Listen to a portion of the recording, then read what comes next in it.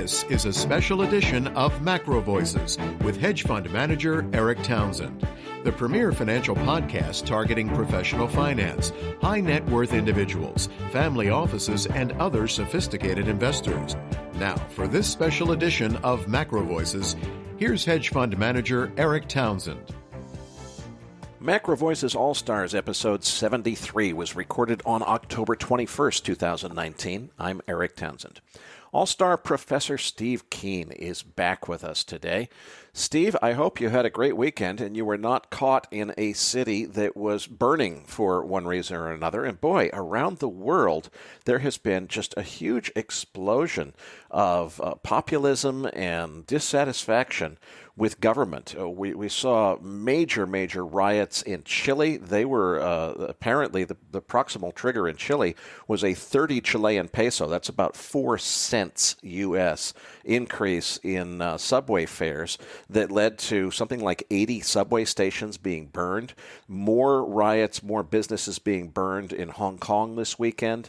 Bit of Brexit-related upset in London, Lebanon, Peru, and Ecuador all went crazy this weekend. What's going on here, and how does it relate to Brexit and everything else that you've been following geopolitically as it relates to the economy?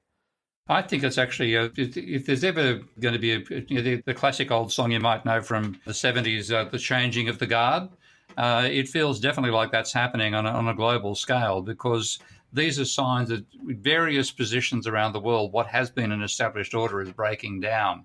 So we tend to regard Spain as one country, but you live in Spain and go talk to Spaniards. There's about 7 different regions that have been held together in some ways by not just by brute force, but by an overarching imperial system.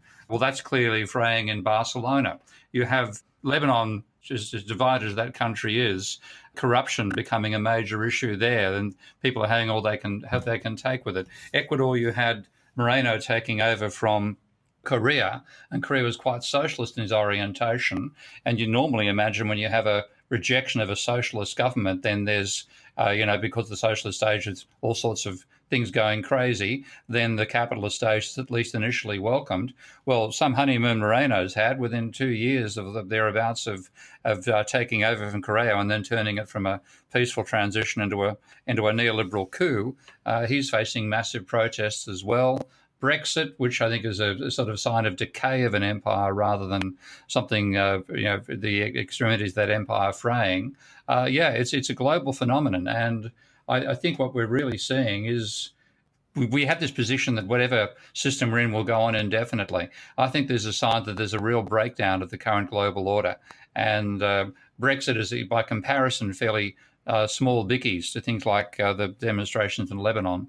But I think that's yet another sign that the global order that really began with 1945 and the American supremacy after the Second World War is coming to an end. Well, Steve, let's stay focused on Brexit because that probably has the greatest connection to our audience's interest in financial markets. It seems like it was really clear that the British people were behind Brexit for a while. Now it seems like it's not so clear. What's going on? What does it mean? Oh, it's always been divided. I mean, I saw one person on Twitter make the very good point that when you make constitutional changes like this, normally you require a 2/3 majority. For example, in Australia, if you want to change the constitution in Australia, you need a majority of the votes in a majority of the states. There are 7 states in Australia, I think, from memory. And for that reason, even though some referenda have had majority support across the entire nation, they haven't got a majority of states. So that's meant that significant changes to the Constitution are really hard to push through in the Australian system. And that is a good thing. When you want to make a substantial change to an underlying concept like a constitution or like membership of a trade organisation, you want it to be difficult to make the shift. Well, that sensibility didn't occur to Cameron when he first put the vote forward. He went for a simple majority. If it had been, for example, a majority of people and a majority of elements of the union, then it wouldn't have passed. So Scotland and Wales and Ireland, I think, all voted against it. It was only the English heartland that voted strongly for it and therefore gave the majority. So it was badly formed in the very first instance. And without that constitutional tradition as well, there's always been strong pro and strong anti-Brexit forces. And overall, the establishment, as much as you can call one in the UK these days, has been against Brexit. So even though the current Prime Minister and the one before that both campaigned on the basis of ones who can actually achieve Brexit, the authorities in general have been anti-Brexit, which is why it's been so hard to achieve.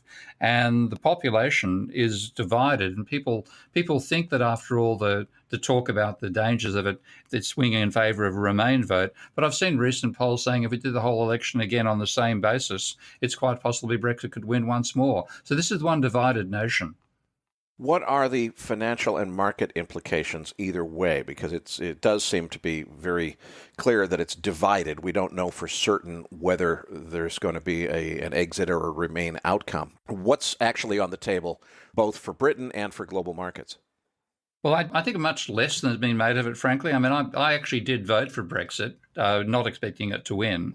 And my reason for voting for it was I think the European Union is a disastrous organisation, both in its internal political control and certainly the Eurozone and the emphasis that puts upon austerity, which is one reason why Germany, which is obviously the overall winner out of the Eurozone, is going through a recession right now. That's just a sign of how, rather than being, as they call it, the Growth and Stability Pact, the impact of the Maastricht Treaty and all those rules has been the stagnation and instability outcome. So I voted for that reason. Now, what's actually happened, of course, it's all been about what the domestic ramifications are for Britain. A lot of people said, well, the finance sector will move to some European city. I think, just like the prediction made by places like the World Bank and the IMF, that the British the sky would fall on Britain the day the vote went in favour of Brexit if it did do that, and nothing happened. People making those predictions ignore the role of credit in the economy, and basically only two prominent economists came out and said Brexit won't have much of an impact on the economy if that's the way the vote goes. I was one and Richard Werner was the other. And both of us argued that credit and decisions based on credit, the predominant determinants of the direction of the economy, credit seemed to be rising at the time, so the Brexit vote would go through and nothing much had happened. The economy might even actually appear to improve, which is what happened. But now people are still saying, well, the finance sector will leave. If they can find part of the European Union that speaks English, they might leave and puts English law into practice, because a major reason why Britain became the global financial centre, even more so than New York when it comes to contracts and so on, is that people respect the British legal tradition, and most international agreements are written in English and English law is applied to them. And that's the main competitive advantage that Britain has. Not that it's a member of the EU, but it's the place where laws are drafted in English and the judges are English and English precedents are applied in deciding civil and criminal proceedings, particularly civil proceedings. So I think the finance sector is likely to still remain there. The only part of Europe which can actually absorb the British, the move of British finance from Britain to somewhere else would be Ireland. And it just doesn't have the capacity to handle the number of court cases that might be involved, nor did it have the same tradition of legal, even though it's part of the UK system overall, it hasn't got that UK history. So I think the finance sector is going to pretty much stay put. You might see some moves to establish branches in Frankfurt, potentially Dublin, maybe even Amsterdam, because of the prevalence of English in this country, this city. But I think overall it's not going to have much of an impact. I think it's always been exaggerated.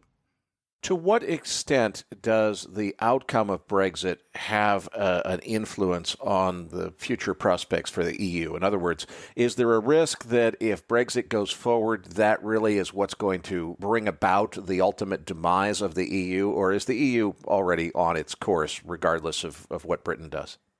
I think it's already on its course. I mean, the reason I voted for Brexit was just to give the Europeans a kick in the backside, rather more gentle than the one the French or the Italians might have delivered if they decided to pull out of the Eurozone as well. That didn't happen. In fact, Brussels bureaucrats made a mockery of the Brits, running them around in circles, as Yanis Varoufakis warned they would do. So it's been totally ineffective, and I wish the damn thing hadn't happened. But having said that, the European Union, even though it's subject to all sort of internal fissures, it still appears to be holding together, because one possibility was that the Italians would bring in a parallel currency, and there's a possibility of them doing that in terms of using a small denomination government bill as a way of making tax credits. But Salvini has come out and said he's not going to abandon the euro.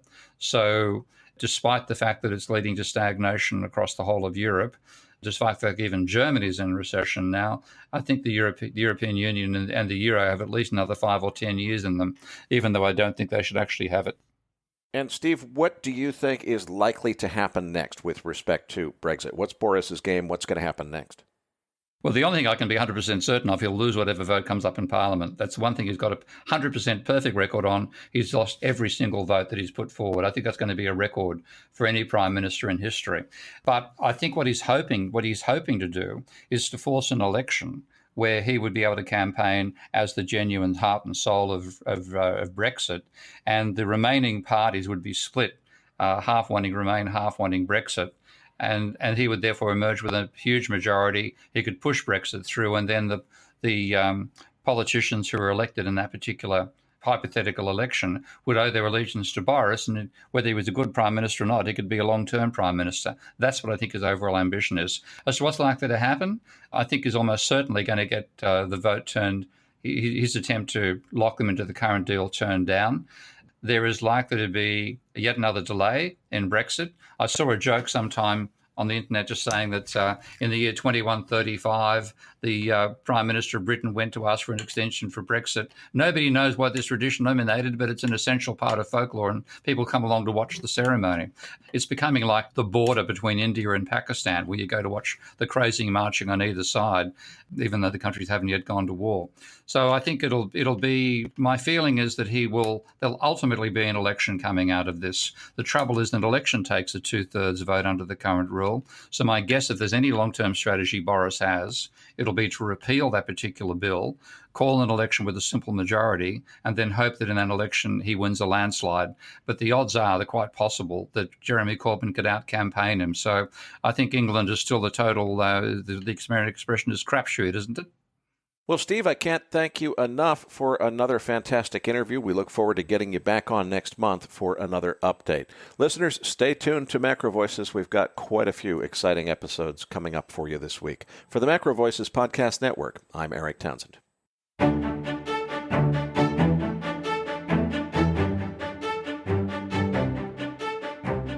That concludes this edition of Macro Voices. Be sure to tune in each week to hear feature interviews with the brightest minds in finance and macroeconomics. Please register your free account at macrovoices.com. Once registered, you'll receive our free weekly Research Roundup email containing links to supporting documents from our featured guests and the very best free financial content our volunteer research team could find on the internet each week. You'll also gain access to our free research library. And the more registered users we have, the more we'll be able to recruit high-profile feature interview guests for future programs. So please register your free account today at macrovoices.com if you haven't already. You can subscribe to Macro Voices on iTunes to have Macro Voices automatically delivered to your mobile device each week, free of charge. Macro Voices is presented for informational and entertainment purposes only. The information presented on Macro Voices should not be construed as investment advice. Always consult a licensed investment professional before making investment decisions. The views and opinions expressed on Macro Voices are those of the participants and do not necessarily reflect those of the show's hosts or sponsors. Macro Voices, its producers, sponsors, and hosts, Eric Townsend, shall not be liable for losses resulting from investment decisions based on information or viewpoints presented on Macro Voices.